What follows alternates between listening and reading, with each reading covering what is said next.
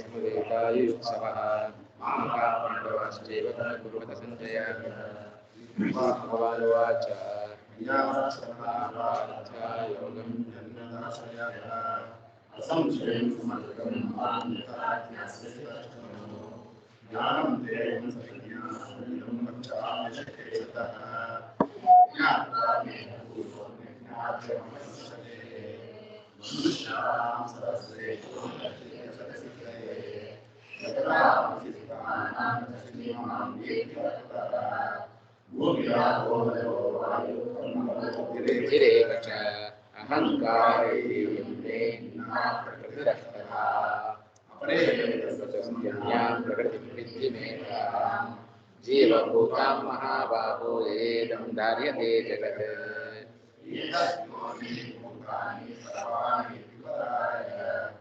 अहं कृष्णस्य जगतः मत्तः परतरं किञ्चिदस्ति धनञ्जय मयि सर्वमिदं प्रोतं सूत्रे मणिकणायव रसोऽहमप्सु कौन्तेय प्रभास्मि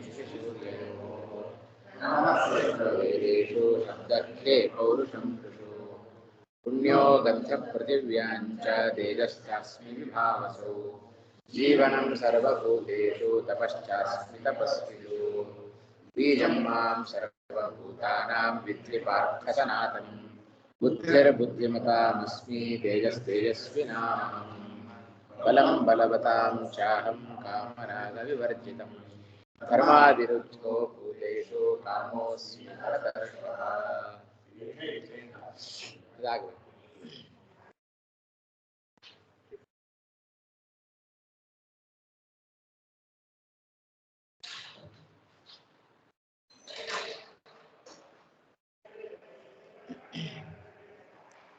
ये चैव सात्विका भावाः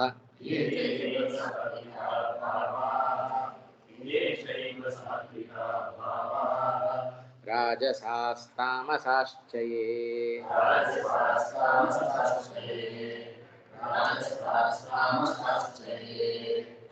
मत्त ये वेति तान् विद्धि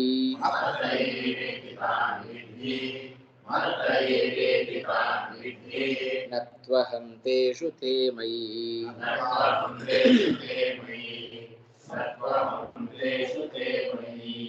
ये चैव सात्विका भावा राजसास्तामसाश्च ये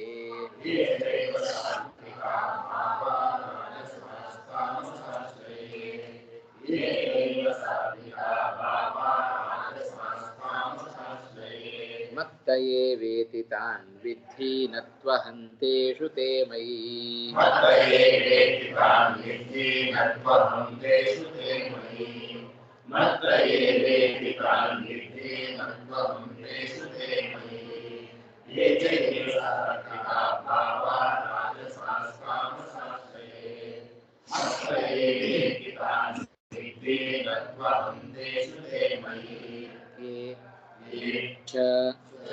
एव सात्विकाः भावाः राजसाः तामसाः च ये मत्तः एव इति तान् विद्धि न तु अहं तेषु ते मयि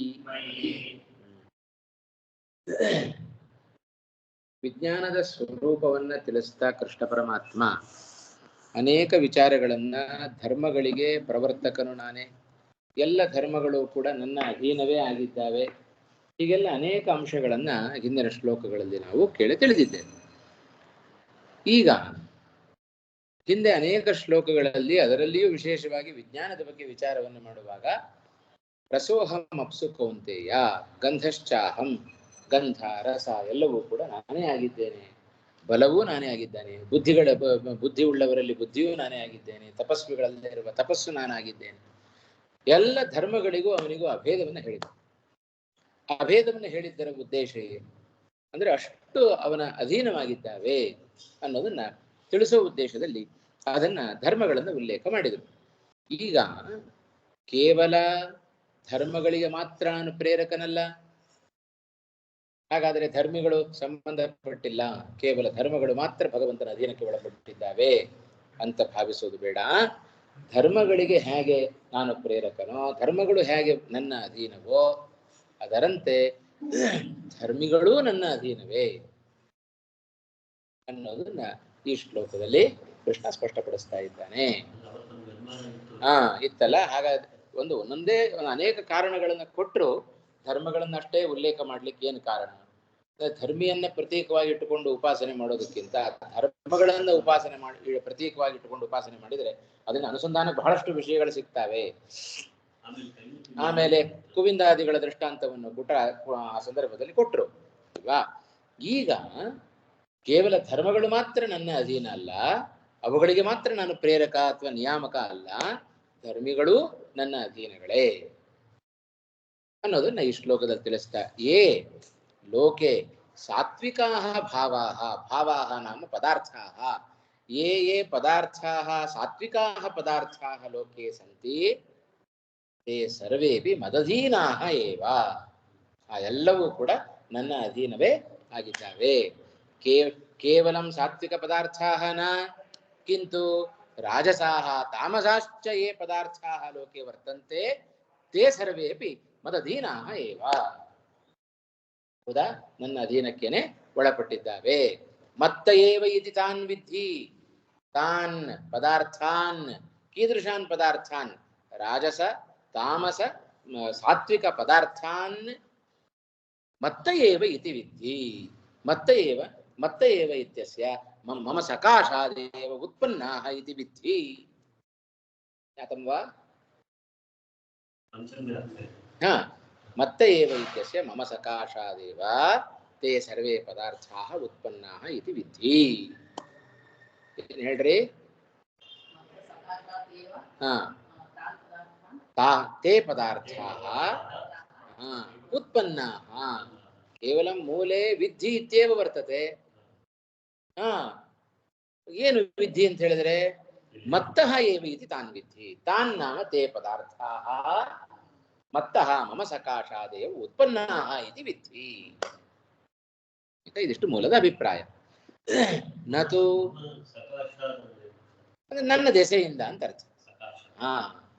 ನನ್ನ ದೆಸೆಯಿಂದ ಅವೆಲ್ಲವೂ ಕೂಡ ನನ್ನಿಂದಲೇ ಹುಟ್ಟಿದ್ದಾವೆ ಎಂಬುದಾಗಿ ತಿಳಿ. ಮತ್ತಃ ಅಂದ್ರೆ ಹಾಗೆ ಮತ್ತೆ ಮತ್ತಃ ತಾನ್ ವಿಧಿ. ನತು ಅಹಂ ತೇಷು ತೇ ಮಯಿ, ತೇ ಪದಾರ್ಥಾಃ ಮಯಿ ವರ್ತಂತೆ, ಅಹಂತು ತಸ್ಮಿನ್ ಅಹಂ ನ, ಅವುಗಳಲ್ಲಿ ನಾನಿಲ್ಲ. ತೇಷು ಅಹಂ ನ ಕಿಂತು ತೇ ಸರ್ವೇ ಪದಾರ್ಥಾಃ ಮಯಿ ವರ್ತಂತೆ. ಎಲ್ಲ ಪದಾರ್ಥಗಳು ನನ್ನಲ್ಲಿದ್ದಾವೆ, ನಾನು ಅವುಗಳಲ್ಲಿಲ್ಲ. ಹೇಳ್ತಾ ನೋಡಿ, ಅದು ಸ್ವಾರಸ್ಯ ಇದೆ. ಆಯ್ತಾ? ಅಷ್ಟೇ, ಆಶ್ರಯಿಸಿಲ್ಲ ಅಂತ ಅಷ್ಟೇ ಅರ್ಥ. ಅದಕ್ಕೆ ಸಕಲ ಇಡೀ ಬ್ರಹ್ಮಾಂಡವೇ ಭಗವಂತನ ಒಳಗಿದೆ. ಆಯ್ತಾ? ಅಣುರೇಣ ತೃಣಕಾಷ್ಟ ಪರಿಪೂರ್ಣ, ಎಲ್ಲದರೊಳಗೂ ಅವನಿದ್ದಾನೆ. ಆದರೆ ಆಶ್ರಯಿಸಿಲ್ಲ ಭಗವಂತ. ನಾವು ಮನೆ ಒಳಗಿದ್ದೇವೆ, ನಮಗೆ ಮನೆ ಆಶ್ರಯ ಆಯಿತೋ ಇಲ್ವೋ? ಹಾಗೆ ಭಗವಂತನಿಗೆ ಜಗತ್ತಲ್ಲ. ಇದಿಷ್ಟು ಮೂಲದ ಅಭಿಪ್ರಾಯ. ಏಚ ಸಾತ್ವಿಕಾಃ ರಾಜಸಾಃ ತಾಮಸಾಶ್ಚ ಭಾವಾಃ ಭಾವಪದಾರ್ಥಾಃ ವರ್ತಂತೆ ತೇ ಸರ್ವೇ ಮತ್ತ ಏವ ಮತ್ಸಕಾಶಾದೇವ. ಅಷ್ಟೇ ಇದೆ. ಮತ್ತ ಏವ ಇತಿ, ಮತ್ತ ಏವ ಉತ್ಪನ್ನಾಃ ಇತಿ ವಿಧಿ, ಉತ್ಪನ್ನಾನಿತಿ ವಿಧಿ. ನನ್ನಿಂದಲೇ ಆ ಎಲ್ಲ ಪದಾರ್ಥಗಳು ಹುಟ್ಟಿದ್ದಾವೆ ಎಂಬುದಾಗಿ ತಿಳಿ. ವಿಧಿ ನಾಮ ತಿಳಿ, ಜಾನೀಹಿ. ವಿಧಿ ವಿದಜ್ಞಾನೆ ಅಥವಾ ವಿದೆಲ್ಲರ ಲಾಭೆ. ನತು ಅಹಂ ತೇಷು ನ, ತೇಷು ಪದಾರ್ಥೇಷು ಅಹಂ ನ ಕಿಂತು ತೇ ಸರ್ವೇ ಪದಾರ್ಥಾಃ ಮಯಿ ವರ್ತಂತೆ. ಎಲ್ಲವೂ ನನ್ನ ಒಳಗಿದ್ದಾವೆ. ಇದಿಷ್ಟು ಮೂಲದ ಅಭಿಪ್ರಾಯ. ನ ಕೇವಲಂ ರಸಾದಿ ಧರ್ಮ ಪ್ರೇರಕಃ ಕಿನ್ನಾಮ ಅಬಾದಿ ಸರ್ವ ಪ್ರೇರಕಶ್ಚ ಇತ್ಯಾಹ. ಅರ್ಥ ಆಗಿರ್ಬೇಕು. ಅಲ್ವಾ? ಏನೋ ಏನೋ ಜಪ ಮಾಡ್ತಾ ಇದ್ದೀರಲ್ಲ, ಓದ್ತಾ ಇದ್ದೀರಾ, ಹೇಳ್ರಿ. ಕೇವಲಂ ರಸಾದಿಧರ್ಮ ಪ್ರೇರಕಃ. ಪ್ರೇರಕ ಪ್ರೇರಕಃ ಖಿನ್ನಃ ಆದಿ ಸರ್ವ ಪ್ರೇರಕಃ. ಹೇಳ್ರಿ, ಅಷ್ಟಕ್ಕೆ ಅರ್ಥ ಹೇಳ್ರಿ. ಕೇವಲ ರಸಾದಿ ಗುಣಗಳಿಗೆ ಮಾತ್ರ ಪ್ರೇರಕನಲ್ಲ, ರಸಾದಿ ಧರ್ಮಗಳಿಗೆ ಮಾತ್ರ ಪ್ರೇರಕನಲ್ಲ, ಮತ್ತು ಅಭಾದಿ ಅಂತಂದ್ರೆ ಧರ್ಮಿಗೂ ಪ್ರೇರಕನಾಗಿ. ಅಭಾದಿ ಮಹಾಪ್ರಾಣ ಹೇಳಬಾರದು. ಅಪ ಆದಿ ಅಬಾದಿ ಅಪು ಮೊದಲಾದ ಸರ್ವ ಪ್ರೇರಕನಾಗಿ ನನ್ನನ್ನು ತಿಳಿ. ಸರ್ವ ಪ್ರೇರಕನು ನಾನೇ ಆಗಿದ್ದೇನೆ ಎಂಬುದಾಗಿ ಕೃಷ್ಣ ಹೇಳ್ತಾ ಇದ್ದಾನೆ. ಏಚ ಎಂಬುದಾಗಿ ಏಚ ಭಾವ. ಅಪ್ಪು ಧರ್ಮಿ ಅಲ್ಲ, ಧರ್ಮಿ ಅಲ್ವಾ ಅದು? ಅಪ್ಪು ಧರ್ಮಿ. ಅದರಲ್ಲಿರೋ ಧರ್ಮ ಯಾವುದು? ಹಾಗೆ ರಸ ಮಾಧುರ್ಯ. ಏಚ ಭಾವಾಹ ಮೂಲಕ ಅರ್ಥ ಬರಿತಾ ಇದ್ದಾರೆ. ಭಾವಾಹ ನಾಮ ಪದಾರ್ಥಾಹ ಸಾತ್ವಿಕಾಹ ಅಂದ್ರೆ ಏನರ್ಥ? ಸತ್ವಗುಣ ವಿಕಾರಾಹ. ಯಾವುದು ಲೋಕದಲ್ಲಿ ಸತ್ವಗುಣದಿಂದ ವಿಕಾರವಾದ ಪದಾರ್ಥಗಳಿದೆಯೋ ಕೇವಲ ಅಷ್ಟು ಮಾತ್ರ ಅಲ್ಲ, ರಾಜಸಾಹ ತಾಮಸಾಶ್ಚ. ರಜೋಗುಣದಿಂದ ವಿಕಾರವನ್ನು ಹೊಂದಿದ, ತಮೋಗುಣದಿಂದ ವಿಕಾರವನ್ನು ಹೊಂದಿದ ತಾನ್ ಸರ್ವಾನ್ ಪದಾರ್ಥಾನ್ ಮತ್ತಯೇವ ಉತ್ಪನ್ನಾನಿತಿ ವಿಧಿ. ಆ ಎಲ್ಲ ಪದಾರ್ಥಗಳನ್ನು ನನ್ನಿಂದ ಉತ್ಪನ್ನವಾದವುಗಳು ಎಂಬುದಾಗಿ ವಿಧಿ ತಿಳಿ.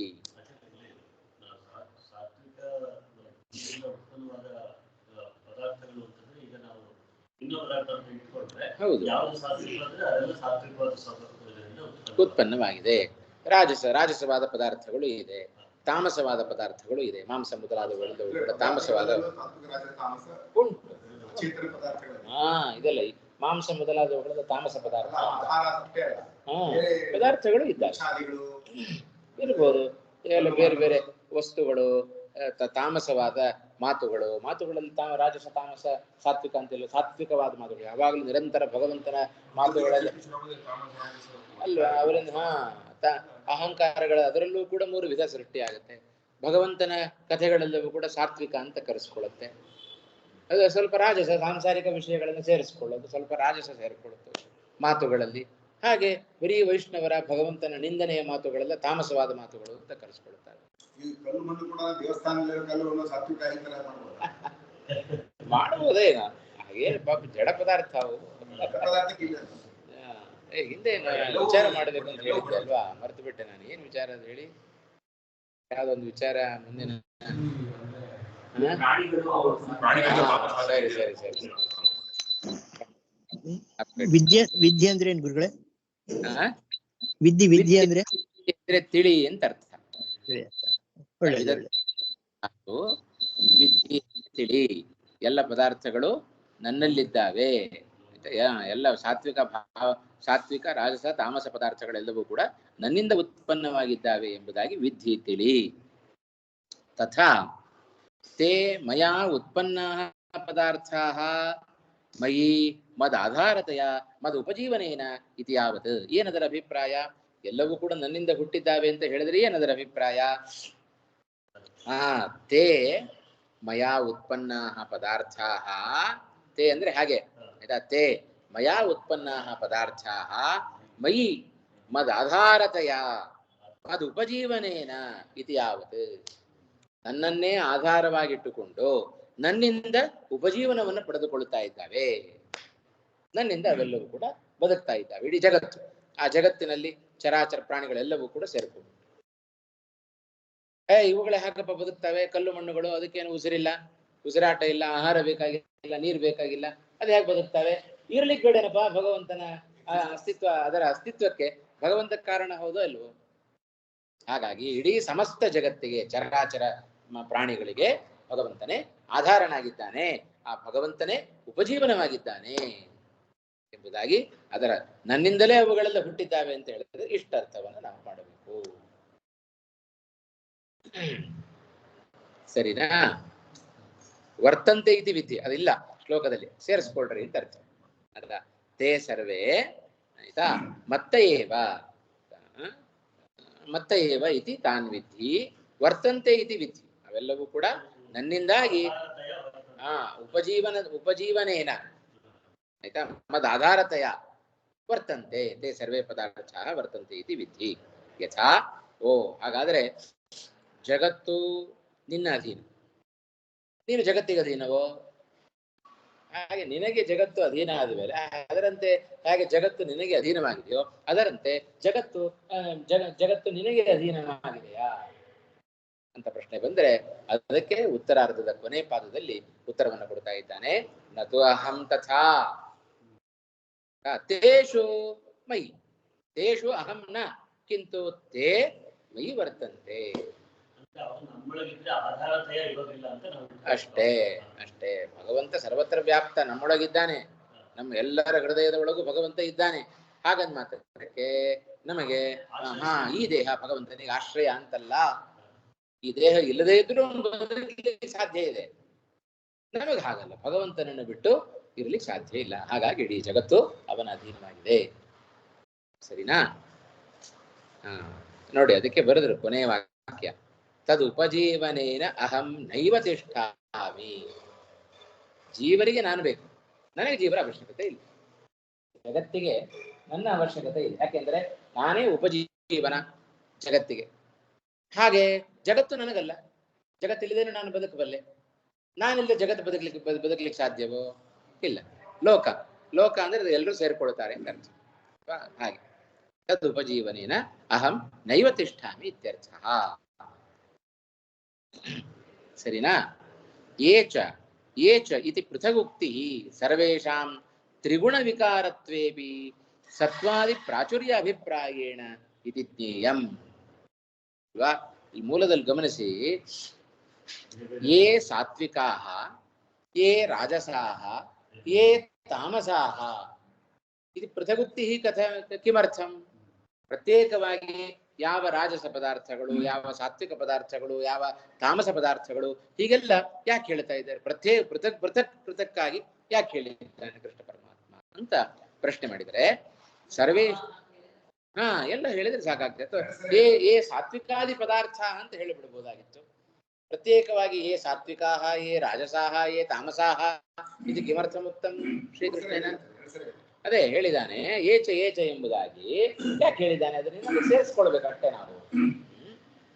ಪೃಥಗುಕ್ತಿ ಸರ್ವೇಷಾಂ ತ್ರಿಗುಣ ವಿಕಾರತ್ವೇಪಿ ಸತ್ವಾದಿ ಪ್ರಾಚುರ್ಯ ಅಭಿಪ್ರಾಯೇಣ ಇತಿ ಜ್ಞೇಯಂ. ಬಹಳ ಸ್ವಾರಸ್ಯ ಇದೆ ಇದು. ಯಾಕಂದ್ರೆ ಯಾಕೆ ಹಾಗೆ ಹೇಳಿದ್ದಾನೆ ಅಂತ ಹೇಳಿದ್ರೆ, ವಾಸ್ತವಿಕವಾಗಿ ಎಲ್ಲ ಪದಾರ್ಥಗಳಲ್ಲಿಯೂ ಕೂಡ, ಜಗತ್ತಿನಲ್ಲಿರುವ ಪ್ರತಿಯೊಂದು ಪದಾರ್ಥಗಳಲ್ಲಿಯೂ, ಅದು ಮನುಷ್ಯನೇ ಇರಬಹುದು, ಪ್ರಾಣಿ ಪಕ್ಷಿಗಳೇ ಇರಬಹುದು, ಅಥವಾ ಜಡ ಪದಾರ್ಥಗಳೇ ಇರಬಹುದು, ಪ್ರತಿಯೊಂದರಲ್ಲಿಯೂ ಕೂಡ ಸತ್ವ, ರಜಸ್ಸು, ತಮಸ್ಸು ಮೂರು ಗುಣಗಳು ಸೇರಿಕೊಂಡೇ ಇರ್ತವೆ. ತ್ರಿಗುಣಾತ್ಮಕವಾದದ್ದು ಈ ಜಗತ್ತು. ಎಲ್ಲ ಪದಾರ್ಥಗಳಲ್ಲಿಯೂ ಕೂಡ ಮೂರು ಗುಣಗಳು ಸೇರಿಕೊಂಡೇ ಇರ್ತವೆ. ಹೌದೋ ಇಲ್ಲೋ? ಮೂರು ಗುಣ ಸೇರಿಯೇ ಜಗತ್ತು ನಿರ್ಮಾಣ ಆದದ್ದು. ಜಗತ್ತು ಅಂದ್ರೆ ಎಲ್ಲ ಪದಾರ್ಥಗಳನ್ನು ನಾವು ಇಟ್ಕೊಳ್ಬೇಕಾಗತ್ತೆ. ಹಾಗಿರಬೇಕಾದ್ರೆ ಆ ಉದ್ದೇಶದಿಂದಾಗಿ ಎಲ್ಲ ಪದಾರ್ಥಗಳಲ್ಲಿಯೂ ಸತ್ವ, ರಜಸ್ಸು, ತಮಸ್ಸುಗಳು ಇದ್ದೇ ಇರ್ತಾವಾದ್ದರಿಂದ ಪ್ರತ್ಯೇಕವಾಗಿ ಹೇಳುವಂತ ಅವಶ್ಯಕತೆ ಏನಿರುತ್ತೆ? ಹಾಗಾಗಿ ಪ್ರತ್ಯೇಕವಾಗಿ ಇವ ಹೇಳಿದ್ದಾನೆ ಅಂತ ಹೇಳಿದ್ರೆ ಏನರ್ಥ?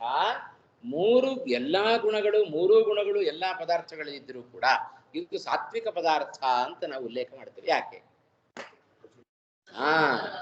ಸತ್ವಗುಣ ಪ್ರಚುರವಾಗಿದೆ, ಆದ್ದರಿಂದ ಇದು ಸಾತ್ವಿಕ ಪದಾರ್ಥಗಳು. ಇದು ರಾಜಸ ಪದಾರ್ಥಗಳು. ಸಾತ್ವಿಕ ಪದಾರ್ಥ ಅಂತ ಅಂದ ಮಾತ್ರಕ್ಕಲ್ಲಿ ರಜೋಗುಣ ತಮೋಗುಣ ಇಲ್ಲ ಅಂತ ಅರ್ಥ ಮಾಡಬಾರದು. ಅವುಗಳ ಪ್ರಭಾವ ಕಡಿಮೆ ಇದೆ, ಸತ್ವಗುಣದ ಪ್ರಭಾವ ಜಾಸ್ತಿ ಇದೆ. ಹಾಗೆ ಯೇ ರಾಜಸಾಹ ಯೇ ರಜೋಗುಣ ಪ್ರಚುರಾಹ ಪದಾರ್ಥ ವರ್ತಂತೆ ತಾನಪಿ ಮತ್ತ ಏವ ಇತಿ ವಿಧಿ. ಯೇ ತಮೋಗುಣ ಪ್ರಚುರಾಹ ಪದಾರ್ಥ ವರ್ತಂತೆ ತಾನ್ ಮತ್ತ ಏವ ಇತಿ ವಿಧಿ.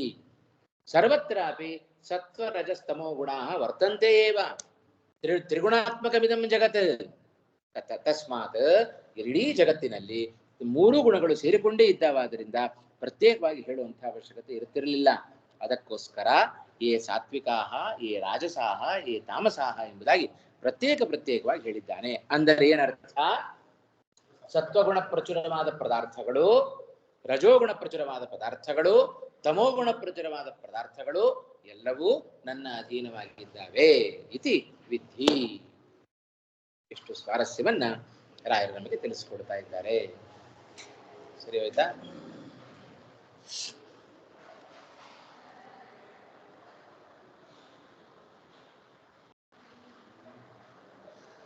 ಆಯ್ತು. ಗುರುಗಳೇ, ವಿಕಾರ ಅಂತಂದ್ರೆ ಗುರುಗಳೇ, ಈಗ ಮೃತ್ತು ಘಟವಾಗಿ ವಿಕಾರವನ್ನು ಹೊಂದಿತ್ತು, ಒಂದು ಮತ್ತೊಂದಾಗಿ ಆಗುವಿಕೆ, ಅದನ್ನೇ ವಿಕಾರ ಅಂತ ಕರೀತಾರೆ. ಮಣ್ಣು ಘಟ ಅದು ಘಟ ಅನ್ನೋದು ಮಣ್ಣಿನ ಒಂದು ವಿಕಾರ, ಮೃತ್ತಿನ ಒಂದು ವಿಕಾರ.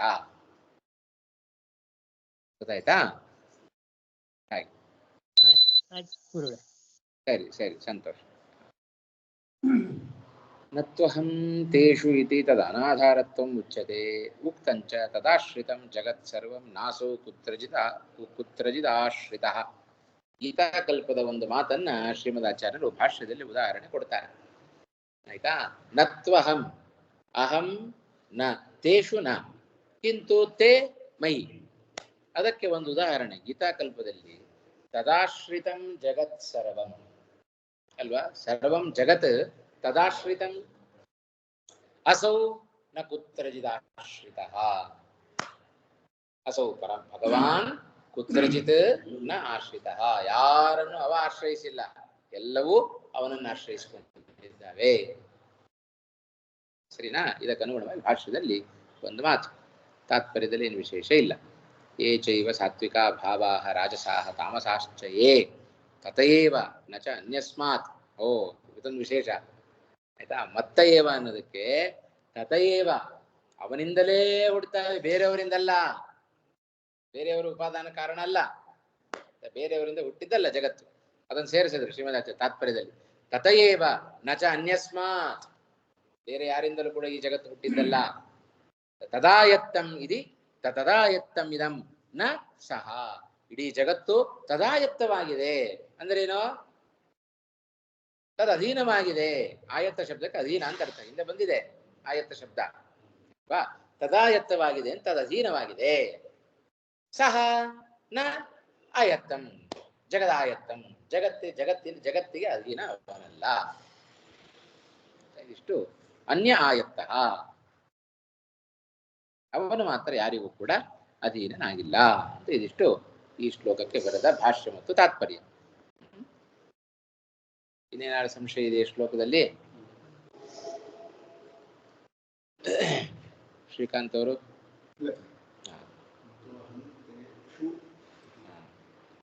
ನತು ಅಹಂ ಅಲ್ಲಿ ಎಣ್ ಸಂಧಿ ಆಗಿದೆ ಅಷ್ಟೆ. ಕ್ರಿಯಾಪದ ಗೊತ್ತಿದೆ, ಹಿಂದೆ ಅನೇಕ ಬಾರಿ ಬಂದಿದೆ ಅಲ್ವಾ ಮಧುಸಿಂಹ ಅವರು? ವಿಧಿ ಅಂತ ನಡೆಸ್ಲಿಕ್ಕೆ ಬರುತ್ತಾ? ಯಾರಿಗಾದ್ರು ನಡೆಸ್ತೀರಾ?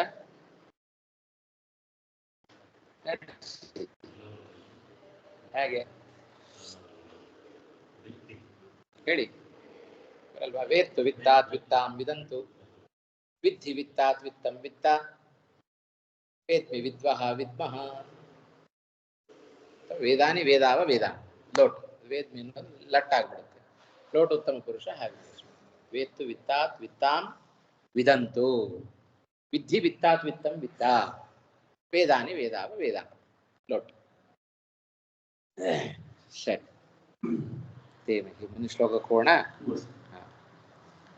ತ್ರಿಭಿರ್ಗುಣಮಯೈರ್ಭಾವೈಃ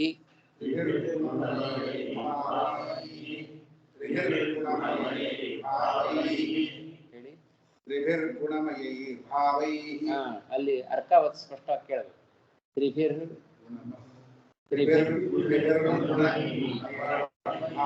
ಅಲ್ಲಿ ಎರಡನೇದು ಮಯೈರ್, ಇಲ್ಲಿ ಬರೀ ಮಯೈ ಭಾವೈ ಅಂತ ಕೇಳಿಸ್ತಾರೆ. ಯೇಭಿಃ ಸರ್ವಮಿದಂ ಜಗತ್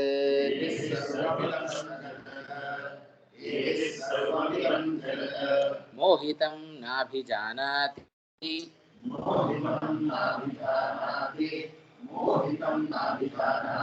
ಮಾಮೇಭ್ಯಃ ಪರಮವ್ಯಯಂ.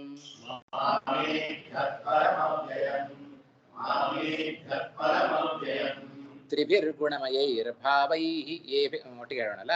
ತ್ರಿಭಿರ್ಗುಣಮಯೈರ್ಭಾವೈರೇಭಿಃ ಸರ್ವಮಿದಂ ಜಗತ್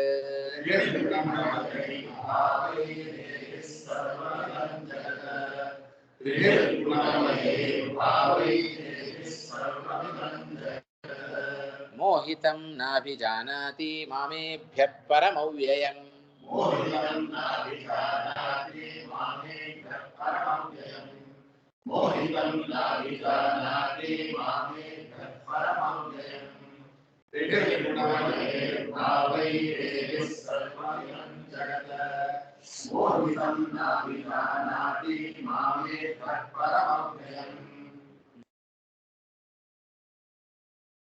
ಸರಿ, 12ನೇ ಶ್ಲೋಕ ನೋಡಿದರೆ ತ್ರಿಭಿಃ ಪದಚ್ಛೇದ ಮಾಡೋಣ.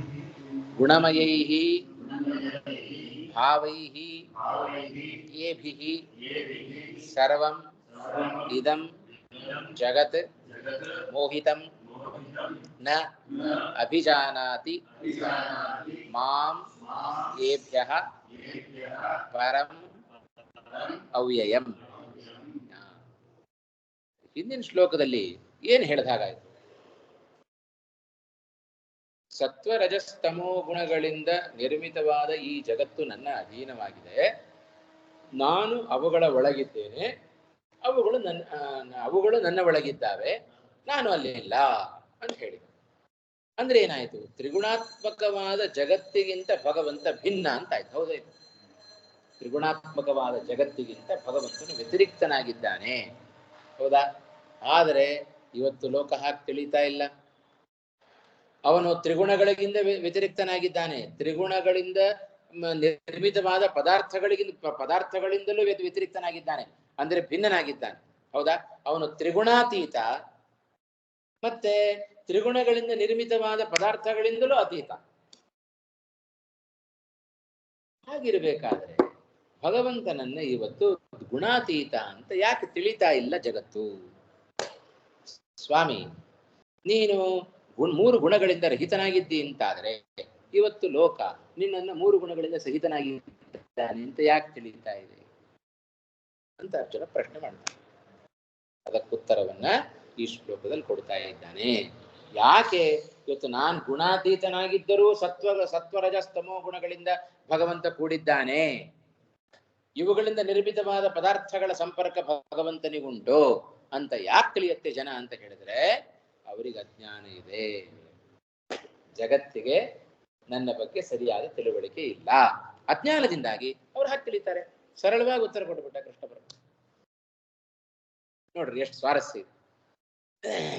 ಗುಣಮಯೈಃ ಭಾವೈಃ ತ್ರಿಭಿಃ ಗುಣಮಯೈಃ ಭಾವೈಃ ಇದಂ ಸರ್ವಂ ಜಗತ್ ಮೋಹಿತಂ. ಹೌದಾ? ಸತ್ವರಜಸ್ತಮೋ ಗುಣಗಳು 3 ಗುಣಗಳು ಅಂದ್ರೆ ಹಾಗೆ. ಗುಣಮಯೈಃ ಭಾವೈಃ ತ್ರಿಭಿಃ ಭಾವೈಃ, ಜೊತೆಗೆ 3 ಗುಣಗಳು, ಆಯ್ತಾ?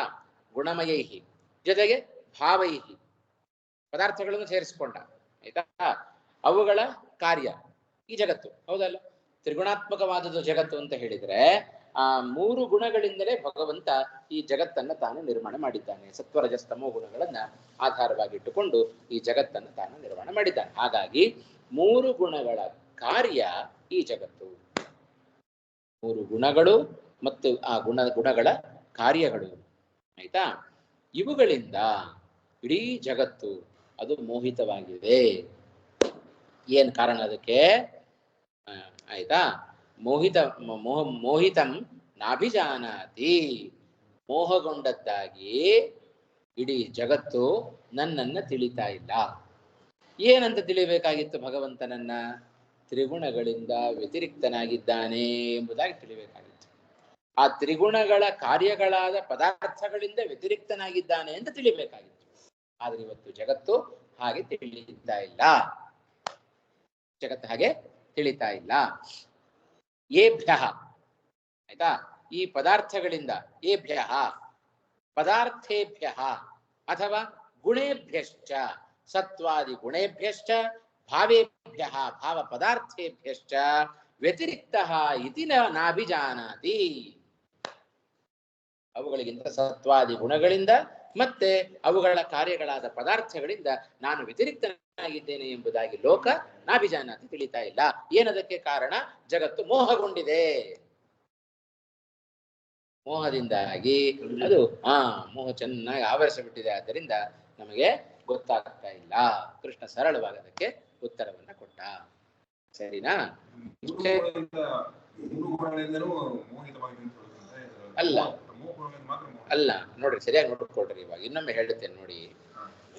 ಗುಣಮಯೈಹಿ ತ್ರಿಭಿಹಿ, ಆಯ್ತಾ, 3 ಗುಣಗಳಿಂದ, ಆಯ್ತಾ, ಸತ್ವ ರಜಸ್ತಮೋ ಗುಣಗಳಿಂದ, ಮತ್ತೆ ಭಾವೈಹಿ, ಅವುಗಳ ಕಾರ್ಯವಾದ ಭಾವ ಪದಾರ್ಥಗಳಿಂದ, ಏಭಿಹಿ, ಇದು ಸರ್ವಂ ಜಗತ್, ಇದಂ ಸರ್ವಂ ಜಗತ್ ಏಭಿಹಿ ಮೋಹಿತಂ, ಸತ್ವರಜಸ್ತಮೋ ಗುಣಗಳಿಂದ ಮೋಹಿತವಾಗಿದೆ.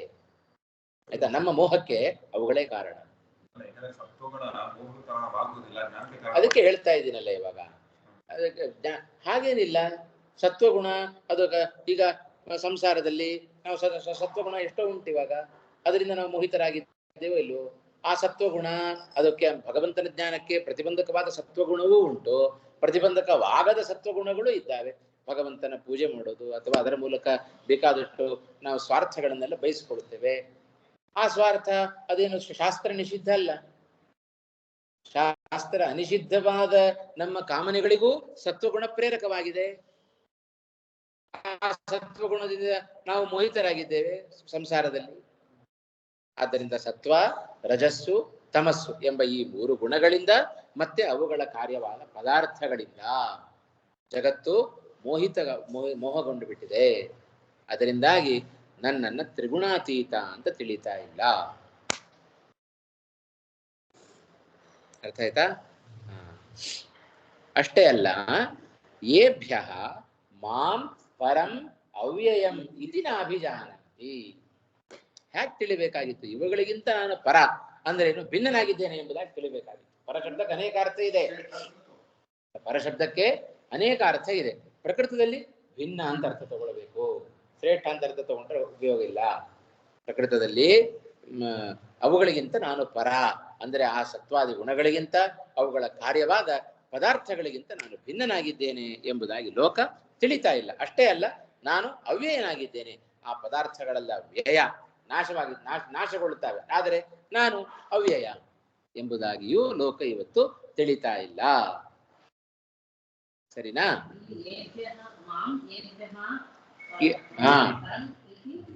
ಪರಂ ಇತಿ ಅವ್ಯಯಂ ಇತಿ ಚ ನ ಅಭಿಜಾನಾತಿ. ಹಾಗೆ ಏಭ್ಯಃ ಇತ್ಯಸ್ಯ ಸತ್ವಾದಿ ಗುಣೇಭ್ಯಃ ತತ್ ಕಾರ್ಯೇಭ್ಯಶ್ಚ, ಸತ್ವಾದಿ ಗುಣಗಳ ಕಾರ್ಯಗಳಾದ ಈ ಪದಾರ್ಥಗಳಿಂದಲೂ ನನ್ನನ್ನ ಪರಂ ವ್ಯತಿರಿಕ್ತನನ್ನಾಗಿ ತಿಳಿತಾ ಇಲ್ಲ ಲೋಕ. ಅರ್ಥ ಆಯ್ತಾ? ನೋಡ್ರಿ, ವಿವೃತ್ತಿ ನೋಡೋಣ, ಇನ್ನೂ ಸ್ಪಷ್ಟ ಆಗುತ್ತೆ. ನಾನು ಇದೆ, ಸಂಬಂಧ ಇದೆ ಅಲ್ವಾ? ಹಿಂದೆ ನಾವೇನ್ ಪ್ರಶ್ನೆ ಮಾಡ್ಕೊಂಡ್ವಿ? ಅಲ್ಲಪ್ಪ, ನೀನು ಹಿಂದಿನ ಶ್ಲೋಕದಲ್ಲಿ ಏನ್ ಅರ್ಥ ಆಯ್ತು?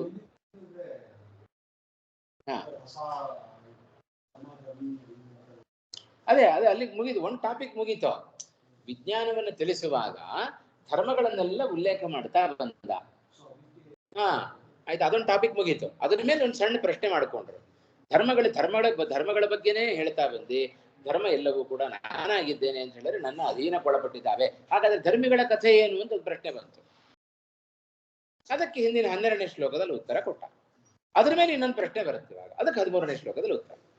12ನೇ ಶ್ಲೋಕದಲ್ಲಿ 11ರ ತನಕ ನಮಗೆ ಬಂದದ್ದು ಧರ್ಮಗಳಿಗೆ ಮಾತ್ರ ಪ್ರೇರಕನೋ? ಇಲ್ಲ, ಧರ್ಮಿಗೂ ಅವನೇ ಪ್ರೇರಕನಾಗಿದ್ದಾನೆ, ಧರ್ಮಿಗಳು ಭಗವಂತನ ಅಧೀನವಾಗಿದ್ದಾವೆ ಅಂತ 12ರಲ್ಲಿ ಉತ್ತರ ಕೊಟ್ಟರು. 12ನೇ ಶ್ಲೋಕದಿಂದ ಬರೋ ಪ್ರಶ್ನೆ ಏನು? ತ್ರಿಗುಣಾತೀತನಾಗಿದ್ದಾನೆ ಅಂತ ನಮಗೆ ತಿಳಿತು. ಹಾಗಾದ್ರೆ ನೀನ್ ತ್ರಿಗುಣಾತೀತನಾಗಿದ್ರು ಲೋಕ ಯಾಕೆ ತಿಳಿತಾ ಇಲ್ಲ ಅಂತ ಪ್ರಶ್ನೆ. ಅದಕ್ಕೆ ಉತ್ತರವನ್ನು ಇಲ್ಲಿ ಕೊಡ್ತಾ ಇದ್ದ. ಲೋಕ ಇವತ್ತು ಮೋಹಿತವಾಗಿಬಿಟ್ಟಿದೆ. ಆ ಗುಣಗಳಿಂದ ನಿರ್ಮಿತವಾದ ಪದಾರ್ಥಗಳಿಂದಲೇ ಜಗತ್ತು, ಇಡೀ ಜಗತ್ತು ಅದು ಮೋಹಗೊಂಡಿದೆ. ಆದ್ದರಿಂದ ನನ್ನನ್ನು ಅವರು ಸರಿಯಾಗಿ ತಿಳಿತಾ ಇಲ್ಲ. ಏಭ್ಯ ಪರಮಿತಿ ನ ಅಭಿಜಾನಾತಿ. ಲೋಕ ಇವತ್ತು ನನ್ನನ್ನು ಹಾಕಿ ತಿಳಿತಾ ಇಲ್ಲ ಅಂತ 12ನೇ ಶ್ಲೋಕದ ಮೇಲೆ ಬರೋ ಪ್ರಶ್ನೆಗೆ ಉತ್ತರ ರೂಪದಲ್ಲಿ 13ನೇ ಶ್ಲೋಕ ಇದೆ. ಕ್ಲಿಯರ್ ಆಯ್ತಾ? ನಾನು ವಿಜ್ಞಾನೋಕ್ತ್ಯುಪಸಂಹಾರ ಪರಪೂರ್ವ ಶ್ಲೋಕೆ ಸತ್ವಾದಿಗುಣ ನಿಷ್ಪನ್ನಾನಾಂ ಸರ್ವ ಪದಾರ್ಥಾನಾಂ ಭಗವಾನೇವ ಕಾರಣಂ ತದಾಶ್ರಯಶ್ಚ ಇತ್ಯುಕ್ತಂ. ಹೌದಾ? ಹಿಂದಿನ ಜ್ಞಾನ ವಿಜ್ಞಾನಗಳನ್ನ ವಿಜ್ಞಾನದಿಂದ ಸಹಿತವಾದ ಜ್ಞಾನವನ್ನು ತಿಳಿಸಿಬಿಡ್ತೇನೆ ಅಂತ 2ನೇ ಶ್ಲೋಕದಲ್ಲಿ ಪ್ರತಿಜ್ಞೆ ಮಾಡಿದ್ದ. ಆ ಪ್ರತಿಜ್ಞೆಗೆ ಅನುಗುಣವಾಗಿ ಜ್ಞಾನದ ಬಗ್ಗೆ ಸ್ವಲ್ಪ ಮಾಹಿತಿಯನ್ನು ಕೊಟ್ಟ. ಆಮೇಲಿನ ನಂತರದ 4 ಶ್ಲೋಕಗಳಲ್ಲಿ ವಿಜ್ಞಾನದ ಬಗ್ಗೆ ತಿಳಿಸಿಕೊಟ್ಟ. ಹೀಗೆ ವಿಜ್ಞಾನೋಕ್ತಿ ಉಪಸಂಹಾರ ಪರಪೂರ್ವ ಶ್ಲೋಕೆ ವಿಜ್ಞಾನವನ್ನ ಉಪಸಂಹಾರ ಮಾಡ್ಲಿಕ್ಕೆ ಅಂತ 11ನೇ ಶ್ಲೋಕ 10ನೇ ಶ್ಲೋಕದಲ್ಲಿ ಪರಿಪೂರ್ಣವಾಗದನ್ನು ಉಪಸಂಹಾರ ಮಾಡಿದ. ಹೌದಾ? ವಿಜ್ಞಾನದ ಉಕ್ತಿ ಅದನ್ನ ಹೇಳುವಿಕೆ, ವಿಜ್ಞಾನವನ್ನ ಹೇಳುವಿಕೆಯ ಪರವಾದ ಪೂರ್ವ ಶ್ಲೋಕೆ ದಶಮ ಶ್ಲೋಕೆ ಅಂತ ಅರ್ಥ ಆಯ್ತಾ. ಆ ಶ್ಲೋಕದಲ್ಲಿ ಸತ್ವಾದಿ ಗುಣ ನಿಷ್ಪನ್ನಾನಂ ಅಥವಾ ಪೂರ್ವ ಶ್ಲೋಕ ಅಂದ್ರೆ ಹಿಂದಿನ ಶ್ಲೋಕ 12ನೇ ಶ್ಲೋಕವನ್ನು ಇಟ್ಕೊಳ್ಳಿ.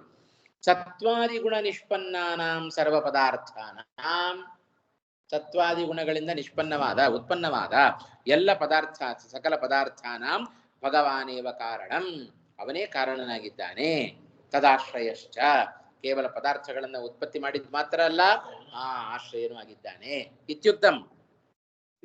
ಸತ್ವಾದಿ ಗುಣದಿಂದ ನಿಷ್ಪನ್ನವಾದಂತಹ ಪದಾರ್ಥಗಳು ಪರಮಾತ್ಮನ ಅಧೀನವಾಗಿವೆ. ಸತ್ವಾದಿ ಗುಣಗಳು ಆಗಿದ್ದಾವೆ, ಗುಣಗಳಿಂದ ನಿರ್ಮಿತವಾದ ಪದಾರ್ಥಗಳು ಆಗಿದ್ದಾವೆ. ಹಿಂದಿನ ಶ್ಲೋಕದಲ್ಲಿ ಹಾಗೆ ಅಲ್ಲೂ ಹೇಳಿದ್ದು. ಹಿಂದಿನ ಶ್ಲೋಕದಲ್ಲಿ ಏನ್ ಹೇಳಿದ್ವಿ? ಸತ್ವಾದಿ ಏಭ್ಯ, ಏಭ್ಯ ಅನ್ನೋ ಶಬ್ದಕ್ಕೆ ಏನರ್ಥ? ಸತ್ವಾದಿ ಗುಣೇಭ್ಯ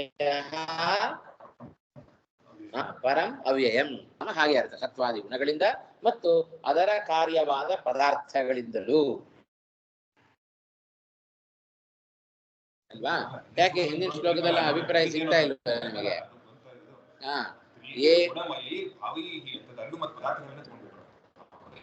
ಅದಕ್ಕೆ ಹೇಳ್ತೇವೆ ಇವಾಗ ನೋಡಿ. ತ್ರಿಭಿಃ ಗುಣಮಯೈಃ ಭಾವೈಶ್ಚ, 3 ಗುಣಗಳಿಂದ ಮತ್ತು ಆ ತ್ರಿಗುಣಾತ್ಮಕವಾದ ತ್ರಿಗುಣಮಯವಾದ ಭಾವಗಳಿಂದಲೂ. 2 ಅರ್ಥ ಮಾಡಬೇಕು. ಹಾಗೆ ಮಾಡ್ಬೇಕಾಗತ್ತೆ ಮೂಲಕ್ಕೆ. ಯಾಕೆ ತಾತ್ಪರ್ಯದಲ್ಲಿ ಭಾಷ್ಯದಲ್ಲಿ ಹಾಗೆ ಹೇಳ್ತಾರೆ ಶ್ರೀಮದಾಚಾರ್ಯರು. ಅದನ್ನ ಹಾಗೆ ಇಟ್ಕೊಳ್ರಿ. ನೋಡೋಣ, ನೋಡ್ತಾ ಹೋಗೋಣ. ಈಗ ಸ್ಪಷ್ಟ ಆಗುತ್ತೆ ಆಯ್ತಾ. ಸತ್ವಾದಿ ಗುಣ ನಿಷ್ಪನ್ನಾನಾಂ ಸರ್ವ ಪದಾರ್ಥಾನಾಂ ಭಗವಾನೇವ ಕಾರಣಂ ತದಾಶ್ರಯಶ್ಚ ಇತ್ಯುಕ್ತಂ. ತೇನೈವ ಗುಣಾತೀತಃ ಇತಿ ಚ ಉಕ್ತಪ್ರಾಯಂ. ಏನಂಗಂದ್ರೆ ಈ ಕಾರಣದಿಂದಾಗಿ ಅವನು ಗುಣಾತೀತ ಅಂತ ಹೇಳಿ ಉಕ್ತಪ್ರಾಯಂ ಅಂದ್ರೆ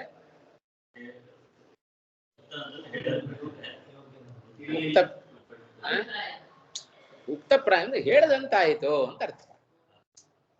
ಹಾಗೆ ಹೇಳ್ದಾಗ ಆಯ್ತು. ನಮ್ಮ ಆಡು ಭಾಷೆಯಲ್ಲಿ ಅದನ್ನು ಬಳಸ್ಕೊಳ್ಬೇಕು. ಗುಣಾತೀತ ಇದು ಉಕ್ತಪ್ರಾಯ. ಉಕ್ತಪ್ರಾಯ ಅಂದ್ರೆ ಹೇಳ್ದಾಗ ಆಯ್ತು. ಗುಣಾತೀತ ಎಂಬುದಾಗಿ ಹೇಳ್ದಾಗ ಆಯ್ತು. ಆಯ್ತಾ? ಹೌದು. ಹೇಳ್ದಂಗಾಯ್ತು, ಹೀಗೆ ಹೇಳ್ದಾಗ ಆಯ್ತು. ಅಲ್ಲ, ಸಂಶಯ ಅಲ್ಲ. ಏನೋ ನೀವು ಬಂದಂಗಾಯ್ತು ಅಂದ್ರೆ ಆಗಲ್ಲ. ಮತ್ತೆ ಏನೋ ನೀವು ನೋಡಿದಾಗ ಆಯ್ತು, ನೋಡಿಲ್ಲ ನಾನು ಅಂತ ಆಗಲ್ಲ ಮತ್ತೆ. ಆಯ್ತಾ? ಇತಿ ಉಕ್ತಪ್ರಾಯಂ, ಹೀಗೆ ಹೇಳ್ದಾಗಾಯ್ತು. ಆಯ್ತಾ? 12, 13 ವಾಕ್ಯಕ್ಕ ತೇನೈವ ಅಲ್ಲ, ಮೊದಲಿಂದ ಹೇಳ್ಬೇಕಾ? ವಿಜ್ಞಾನೋಕ್ತಿ ನಿಮ್ಮ ಮನೆಯವರು ಹೇಳ್ತಾರೆ, ಹೇಳಿ. ವಿಜ್ಞಾನೋಕ್ತಿ ಅಂತಂದ್ರೆ ಹಿಂದಿನ ಒಂದ್ ಪದ ಓದಿ. ವಿಜ್ಞಾನೋಕ್ತಿ ಉಪಸಂಹಾರ ಪರ ಪೂರ್ವ ಶ್ಲೋಕ. ಅಂದ್ರೆ ಹಿಂದಿನ ಶ್ಲೋಕದಲ್ಲಿ ವಿಜ್ಞಾನ ಅಂತ ಹೇಳಿದಂತ ಉಪಸಂಹಾರ ಮಾಡಿದಂತ ಉಪಸಂಹಾರ ಪರವಾದ ಪೂರ್ವ ಶ್ಲೋಕೆ ಹಿಂದಿನ ಶ್ಲೋಕದಲ್ಲಿ ಸತ್ವಾದಿ ಗುಣ ನಿಷ್ಪನ್ನಾನ ಅಂತಂದ್ರೆ ಸತ್ವಾದಿ ಗುಣಗಳಿಂದ ನಿಷ್ಪನ್ನವಾದಂತೆ ಮಾಡಲ್ಪಟ್ಟ ಸರ್ವ ಪದಾರ್ಥಗಳಿಗೂ ಗಳಿಗೆ ಭಗವಾನೇವ ಕಾರಣ, ಭಗವಂತನೇ ಕಾರಣ. ಆಶ್ರಯಶ್ಚ, ಅದಕ್ಕೆ ಆಶ್ರಯನೂ ಆಗಿದ್ದಾನೆ ಅಂತ ಹೇಳಲ್ಪಟ್ಟಿದೆ. ಸರ್ವ ಪದಾರ್ಥಗಳ ಉತ್ಪತ್ತಿಗೂ ಮತ್ತು ಅವುಗಳಿಗೆ ಆಶ್ರಯನು ಭಗವಂತನೇ ಆಗಿದ್ದಾನೆ ಎಂಬುದಾಗಿ ಹೇಳಿದಾಗಾಯ್ತು. ತೇನೈವ, ಈ ರೀತಿಯಾಗಿ ಹೇಳಿದ್ರಿಂದಲೇ ಅವನನ್ನ ಗುಣಾತೀತ ಅಂತ ಹೇಳಿದಾಗಾಯ್ತು. ಯಾಕೆಂದ್ರೆ ಅವನಿಂದ ಗುಣಗಳು ಉತ್ಪನ್ನವಾಗಿದ್ದಾವೆ ಅಂತ ಹೇಳಿದ್ಮೇಲೆ, ಈಗ ಅಪ್ಪನಿಂದ ಮಗ ಹುಡ್ತಾನೆ, ಅಪ್ಪ ಮಗ ಒಂದಾಗ್ಲಿಕ್ಕೆ ಹೇಗೆ ಸಾಧ್ಯ? ಭಗವಂತನಿಂದ ಈ ಜಗತ್ತು ಹುಟ್ಟಿದೆ ಅಂತ ಆದ್ಮೇಲೆ ಜಗತ್ತು ಬೇರೆ ಭಗವಂತ ಬೇರೆ ಅಂತ ಹೇಳಿದಾಗಾಯ್ತು, ಹೌದಾ ಇಲ್ಲೋ? ಹಾ, ತದೇತತ್ ಅಯುಕ್ತಂ. ಪೂರ್ವಪಕ್ಷ ಇದು, ಆಯ್ತಾ? ಹಾಗೆ ಹೇಳಿದ್ರಿ. ಹಾ, ಸರಿ ಅಲ್ಲ? ಅವನಲ್ಲಿರೋದು ಹಾಗೆ. ಭಗವಂತನಲ್ಲಿ ಇದೆಲ್ಲ ಸಾತ್ವಿಕ ಪ್ರಾಕೃತಿಕವಾದ ಸತ್ವರಜಸ್ತಮೋ ಗುಣಗಳು ಬೇರೆ, ಅಪ್ರಾಕೃತವಾದ ಸತ್ವರಜಸ್ತಮೋ ಗುಣಗಳು ಬೇರೆ. ಆದರೆ ಭಗವಂತನಲ್ಲಿ ತಮೋ ಗುಣಗಳ ಚಿಂತನೆಯನ್ನು ನಾವು ಸರ್ವಥಾ ಮಾಡ್ಲಿಕ್ಕೆ ಬರೋದಿಲ್ಲ. ಕೇವಲ ಸತ್ವಗುಣ ಇರತಕ್ಕಂಥ ಮಾತ್ರ ವ್ಯಕ್ತಿ ಅವ ಭಗವಂತ. ಅವನ ಕೋಪದಲ್ಲಿಯೂ ಒಂದು ಸಾತ್ವಿಕತೆ ಇದೆ. ಕೋಪ ಮಾಡಿಕೊಳ್ತಾನೆ ಸಾತ್ವಿಕರ ಮೇಲೆ, ಭಕ್ತರ ಮೇಲೆ ಕೋಪ ಮಾಡಿಕೊಳ್ಳೋದಲ್ಲ ಅವ. ಭಗವಂತನಲ್ಲಿರೋದು ಅಪ್ರಾಕೃತವಾದ ಸತ್ವಗುಣ. ನಮ್ಮಲ್ಲಿ ಎಲ್ಲ ಸತ್ವರಜಸ್ತಮೋ ಗುಣಗಳು ಸೇರಿಕೊಂಡಿದೆ, ಎಲ್ಲ ಪ್ರಾಕೃತಿಕವಾದ ಸತ್ವರಜಸ್ತಮೋ ಗುಣಗಳು. ಆಯ್ತಾ? ತದೇತದಯುಕ್ತಂ.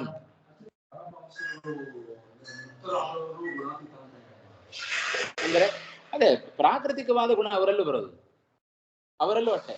ತಮೋ ಗುಣ ಇಲ್ಲ, ಮುಕ್ತರಲ್ಲಿಯೂ ಕೂಡ ತಮೋ ಗುಣ ಇಲ್ಲ. ಅಲ್ಲ, ಅದು ಅಪ್ರಾಕೃತಿಕವಾದ ಸತ್ವಗುಣ ಉಂಟು. ಆಯ್ತಾ? ಯಾಕೆ ತಮೋ ಗುಣ ಯಾಕಿಲ್ಲ? ತಮೋ ಗುಣದ ವಿಕಾರ ಏನು? ಮತ್ತೊಬ್ಬರು ನೋಡಿ ಅಸೂಯೆ ಪಡೋದು, ಹಿಂದಿಂದ ಚೂರಿ ಚುಚ್ಚೋದು, ಆಯ್ತಾ? ಕೆಟ್ಟ ಮಾತುಗಳು ನಾಡೋದು. ರಾಜಸಗುಣ ಸ್ವಲ್ಪ ಲೋಕದಲ್ಲಿರುವಂತೆ ರಾಜಸಗುಣಗಳಲ್ಲ. ಮೋಕ್ಷದಲ್ಲಿಯೂ ಕೂಡ ನಾವಿಲ್ಲೇನು ರಜೋಗುಣವನ್ನ ಕಾಣುತ್ತೇವೆ, ಈ ರೀತಿಯಾದಲ್ಲ, ಇದಕ್ಕಿಂತ ಭಿನ್ನವಾದ ಅಪ್ರಾಕೃತವಾದದ್ದು. ಹೌದು, ಪ್ರಾಕೃತಿಕ ದೇಹ ಇಲ್ಲ, ಲಿಂಗ ದೇಹ ಎಲ್ಲ ಭಂಗ ಆಗಿಬಿಟ್ಟಿರುತ್ತಾದ್ರಿಂದ ಪ್ರಕೃತಿಗೆ ಸಂಬಂಧಪಟ್ಟ ದೇಹ ಇಲ್ಲ. ಆಯ್ತಾ?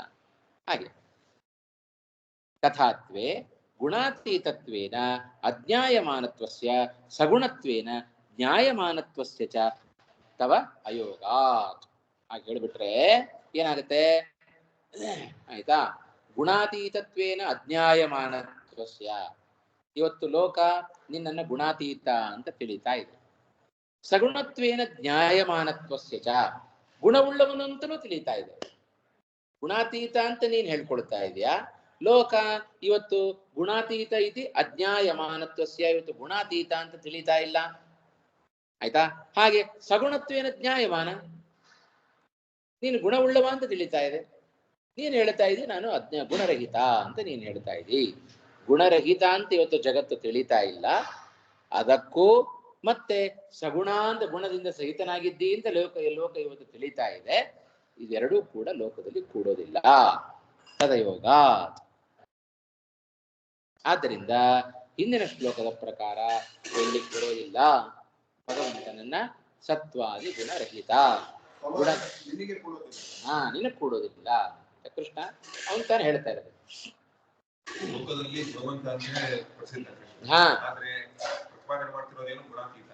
ಅಲ್ಲ, ಗುಣಾತೀತ ಅಂತ ನೀನ್ ಗುಣಾತೀತನಾಗಿದ್ದಿ, ಆದ್ರೆ ಲೋಕ ಹ್ಯಾಕ್ ತಿಳಿತಾ ಇಲ್ಲ.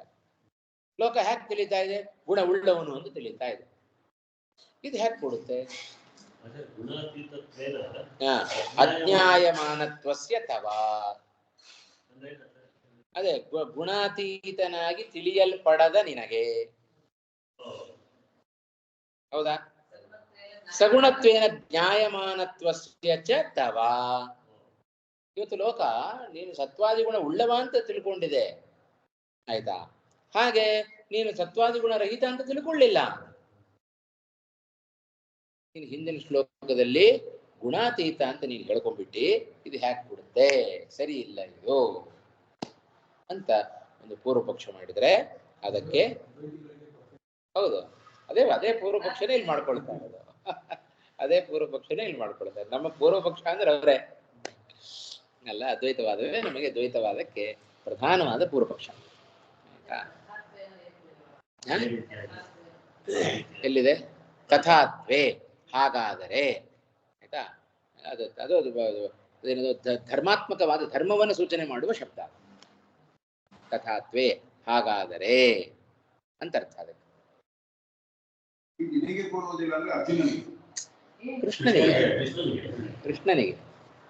ಕೃಷ್ಣನಿಗೆ ಗುಣಾತೀತನಾದವನು ಯಾರು? ಅವನು ಹೇಳ್ಕೊಂಡಿದ್ದ ಹೌದು, ನಾನು ಗುಣಾತೀತ ಗುಣಾತೀತನಾಗಿದ್ದೇನೆ ಅಂತ ಹೇಳ್ಕೊಂಡ ಕೃಷ್ಣ.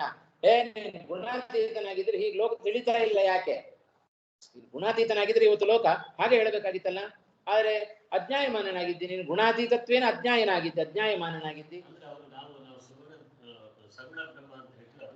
ಮತ್ತಷ್ಟೇ ಅಲ್ಲ, ಸತ್ವಾದಿ ಗುಣಗಳಿಂದ ಕೂಡಿದೆ ಅಂತ ಕೂಡಿದ್ದಿ ಅಂತ ತಿಳ್ಕೊಂಡಿದೆ ಜಗತ್ತು. ಗುಣಾತೀತ ಅಂತ ತಿಳಿದಿಲ್ಲ, ಸತ್ವಾದಿ ಗುಣಗಳಿಂದ ಕೂಡಿದ್ದಿ ಅಂತ ತಿಳಿದಿದೆ ಜಗತ್ತು. ಹಾಗಾಗಿ ನೀನು ಹಿಂದಿನ ಶ್ಲೋಕದಲ್ಲಿ ನಾನು ಸತ್ವಾದಿ ಗುಣಗಳಿಂದ ಪರನಾಗಿದ್ದೇನೆ ಹೇಗೆ ಹೇಳ್ಕೊಳ್ತೀವಿ, ವ್ಯತಿರಿಕ್ತನಾಗಿದ್ದೇನೆ ಅಂತ ಹೇಗೆ ಹೇಳ್ಕೊಳ್ತೀವಿ? ಅದಕ್ಕೆ ಕೃಷ್ಣ ನಿನ್ನ ಮಾತನ್ನ ನಾವು ಒಪ್ಲಿಕ್ಕೆ ಸಾಧ್ಯ ಇಲ್ಲ ಅಂತ. ಇಷ್ಟು ತುಂಬಾ ವಿವೃತಿ ತುಂಬಾ ಇದೆ ಆಯ್ತಾ. ಇಷ್ಟು ವಿವೃತಿ ಬರ್ಲಿಕ್ಕೆ ಕಾರಣ ಶ್ರೀಮದಾಚಾರ್ಯ ಭಾಷ್ಯ. ಭಾಷೆ ಬಹಳ ಇದೆ ಶ್ಲೋಕಕ್ಕೆ. ತುಂಬಾ ಕಷ್ಟನೂ ಇದೆ ಭಾಷೆ, ಅರ್ಥ ಮಾಡ್ಕೊಳ್ಳಿಕ್ಕೂ ಕಷ್ಟ, ಅದನ್ನ ಹೇಳಲಿಕ್ಕೂ ಕಷ್ಟ ಆಯ್ತಾ.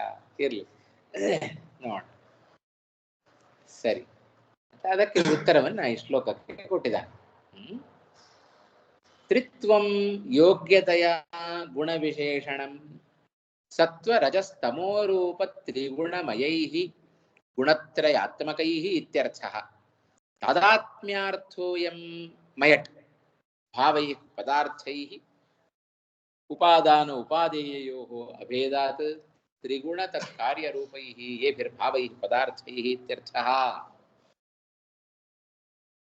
ಇಷ್ಟು ನಾಳೆ ಮಾಡೋಣವಾ? ಸ್ವಲ್ಪ ವಿಷಯ ಶುರು ಮಾಡಿದ್ರೆ ಬೇಗ ಮುಗಿಯಲ್ಲ. 35 ಆಗೋಯ್ತು. ನಾಳೆನೆ ಶುರು ಮಾಡೋಣ ಆಯ್ತಾ. ನಾಳೆ ಪ್ರಾಯ ಇದೊಂದೇ ಶ್ಲೋಕ ಆಗುತ್ತೆ ಅಂತ ಕಾಣ್ತದೆ. ನಾಳೆ ಭಾಷ್ಯನ, ಯಾಕಂದ್ರೆ ವಾಸ್ತವಿಕ ವಿವೃತಿ ಸಾಕು, ಆದ್ರೆ ಈ ಸಂದರ್ಭದಲ್ಲಿ ಭಾಷ್ಯ ತಾತ್ಪರ್ಯ ಸ್ವಲ್ಪ ತಿಳ್ಕೊಂಡ್ರೆ ಹೆಚ್ಚು ವಿಷಯ ತಿಳ್ಕೊಂಡಂಗಾಗುತ್ತೆ. ಹಾಗಾಗಿ ಮತ್ತಿದು ಜ್ಞಾಪಕ ಉಳಿಯುತ್ತೋ ಬಿಡುತ್ತೋ ಬೇರೆ ಪಟ್ಟೆ, ಕೇಳೋ ಕಾಲಕ್ಕಂತೂ ಕೇಳ್ಬಿಡೋಣ. ತುಂಬಾ ಚೆನ್ನಾಗಿದೆ.